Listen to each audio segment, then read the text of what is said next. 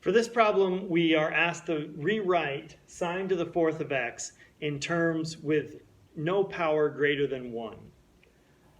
So we're going to use our power reducing identity for this. Let's start off by rewriting sine to the fourth of x as sine squared x squared. That's just one of our power rules that we learned a long time ago, that anything that you take a power to a power, you multiply the exponents. So sine squared x squared would be sine to the fourth of x. And we wanted to do that because we have a power reducing identity for sine squared, not for sine to the fourth. So our power reducing identity for sine squared is that sine squared is equal to 1 minus the cosine of 2x all over 2. And so that is squared. So all we've done so far is just replace this sine squared x with 1 minus cosine 2x over 2. And we knew we could do that because we have an identity that says that these two things are equal. All right, now let's go ahead and square these. So on the top, what we mean by this squared is we want 1 minus cosine of 2x times 1 minus cosine of 2x. And in the denominator, we get 2 times 2, which is 4. All right, now let's FOIL this out. So we get 1 times 1 is 1. 1 times negative cosine 2x is negative cosine 2x.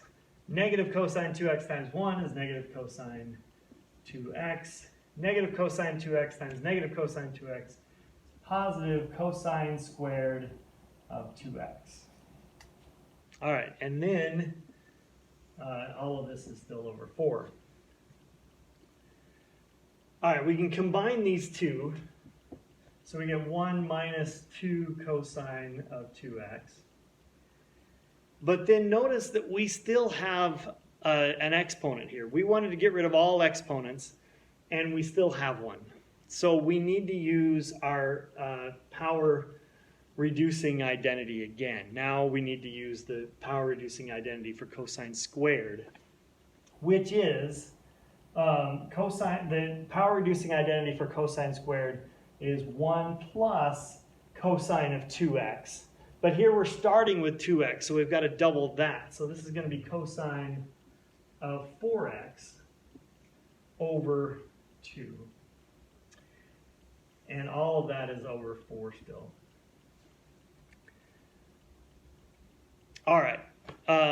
Now, let me create some space up here.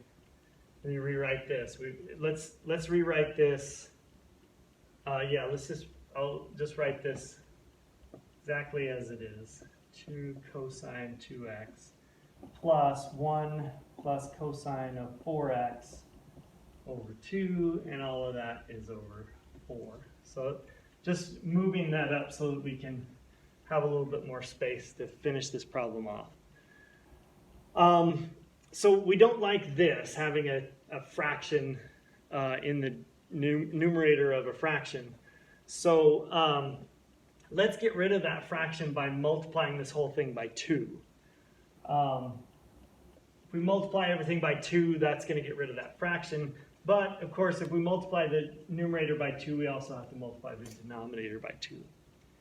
So that's going to give us 1 times 2 is 2 minus 4 cosine 2x plus all of this, when we multiply by 2, that's just going to get rid of that fraction. So we're just left with 1 plus cosine 4x.